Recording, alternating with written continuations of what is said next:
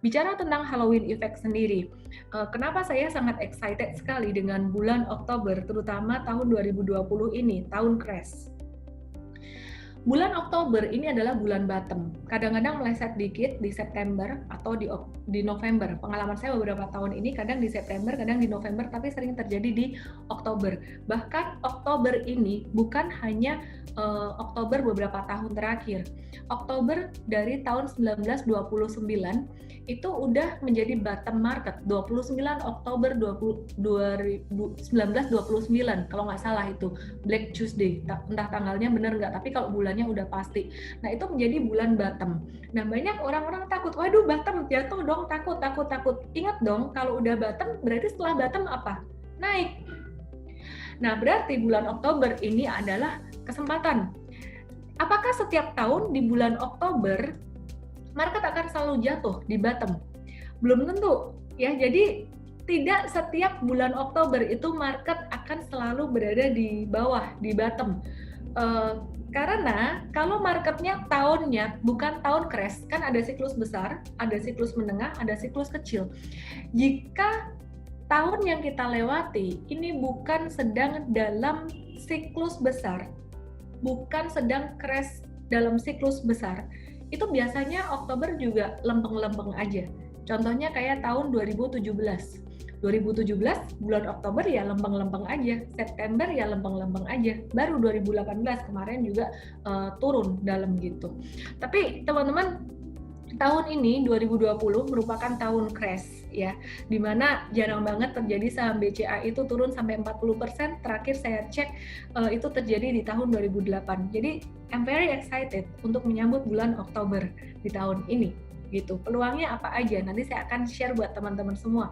Nah, peluang ini mungkin buat yang masih punya duit, masih punya cash, senang banget. Tapi yang nggak punya cash, yang udah kehabisan duit, nah itu mikir, aduh aku udah nggak punya duit lagi gitu. Jangan jual rumah teman-teman, buat pelajaran aja gitu. Jadi semakin awal Anda masuk ke pasar saham sebenarnya semakin bagus, dan saya bersyukur saya masuk waktu itu 2007 sebelum crash. Seandainya 98 waktu saya SMP, waktu itu masuk pasar saham, 98 tuh masih SMP saya. Waktu crash itu saya masuk ke pasar saham, mungkin saya akan lebih senang lagi, dapat banyak pelajaran lagi, karena saya dengar dari orang-orang yang udah ngelewatin tahun 98 tuh lebih seru. Ya, sekarang kita lihat dari tahun ke tahun, bulan September, Oktober itu gimana. Nah, banyak yang takut dengan bulan Oktober. Katanya Oktober itu adalah bulan yang paling mengerikan di pasar saham. Tapi kenyataannya, bulan Oktober ini banyak sekali ditutup dengan hijau. Dan bulan yang banyak sekali ditutup dengan merah adalah bulan Agustus. Itulah mengapa kemarin saya bilang bulan Agustus, September itu rawan koreksi. Yang pertama, selain karena secara historikal bulan Agustus banyak merahnya, yang kedua, IHSG itu udah diresisten banget sejak Agustus kemarin, udah naik dari bulan Maret bottom, April, Mei, Juni, Juli, Agustus itu pas Agustus, pas kena resisten MA100, nanti saya akan kasih lihat buat Anda. Dan yang menarik, Agustus secara statistik banyak merah. Jadi waktu itu saya bilang Agustus kemungkinan besar merah. Ternyata Agustus lempeng-lempeng aja. Jadi September turun ya, akhirnya September dia turun, profit taking, banyak terjadi profit taking dan kena resisten. Dan Oktober kemungkinannya masih akan ada kemungkinan turun lagi, tapi terjadi reversal. Inilah mengapa Oktober bulan bottom, tapi kenapa kok banyak ditutup hijau.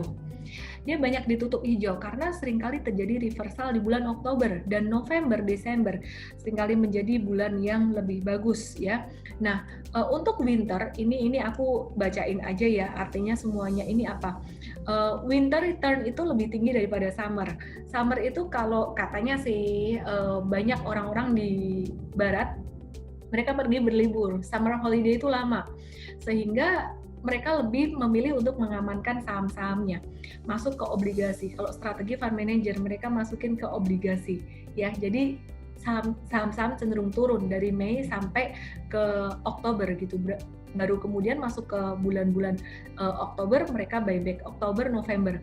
Oh, yang perlu digarisbawahi lagi, yang perlu dicatat lagi, ketika mulai masuk Oktober, November ini, bulan-bulan ini, Oktober dan November, akan menjadi bulan yang sangat volatile. Volatile itu gimana? Fluktuasinya tinggi, naik turunnya gila, kenceng banget.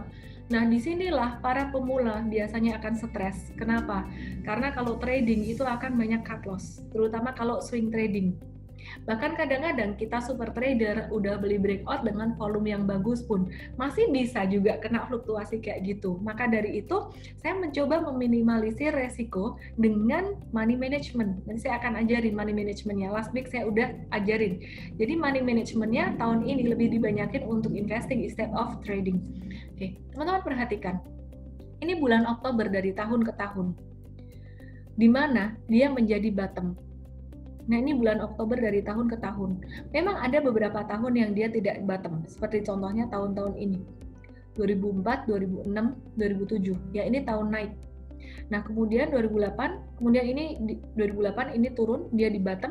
Nah, ini 2009 ini tahun naik, dia nggak di bottom. Nah, seterusnya baru ada lagi nih. Oke. Tahun-tahun puncak, biasanya tahun naik itu tahun yang diakhiri angka 2 dan juga angka 7. Jadi 2012, 2017, 2007 itu tahun-tahun naik. Nah, biasanya kalau tahun-tahun naik bulan Oktober juga nggak di bottom gitu.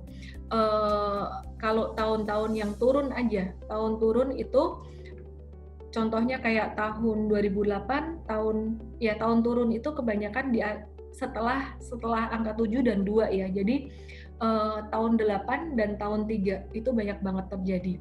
Nah, kemarin 2018 ini dia turun juga, IHSG turun 17%. Saya udah siap-siap, ternyata cuman segitu turunnya. Jadi saya pikir kesempatannya nggak banyak. Dan saya benar-benar jujur sebenarnya nggak nyangka bahwa krisis akan terjadi di 2020 karena satu faktor yang di luar perkiraan. Perkiraan saya itu sebenarnya memperkirakan krisis tuh gampang banget. Ngelihat apa sih? Siklus hutang, big debt cycle. Jadi ngelihat siklus hutang, kalau hutang ini udah mulai bubble, ya biasanya akan pecah di atas dan kemudian terjadi krisis. Nah, itu yang terjadi tahun 2008. Nah, kalau siklus 10 tahunan itu biasanya siklus hutang jangka panjang. Tapi kalau siklus 5 tahunan itu siklus hutang jangka pendek ya. Short term debt cycle gitu. Ternyata ini nggak segitu parah, yang di sini parah adalah dari COVID-19 itu. Oke, ini adalah kinerja dari S&P 500 ya. S&P 500 ini juga sama. Nah, ini aku mau kasih lihat data yang menarik banget ya. Ini teman aku yang bikin data ini, Pak Rudianto. Ntar kapan-kapan coba aku ajak nge-live juga deh. Ya, jadi beliau banyak nulis buku tentang reksadana. Pak Rudianto ini dia bikin satu perhitungan dari Mei sampai Oktober, Mei, Oktober. Ternyata negatifnya cuma 8 kali.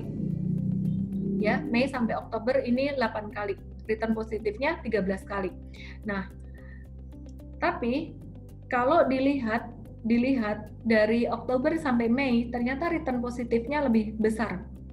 Ya, 15 kali. Jadi Oktober ke Mei ini lebih cuan, lebih hijau daripada Mei ke Oktober. Nah, ini juga mengkonfirmasi tadi data dari luar negeri ya, saham-saham Amerika. Ini lebih cuan ketika bulan-bulan winter. Winter itu lebih ke ini, Oktober sampai Mei ini.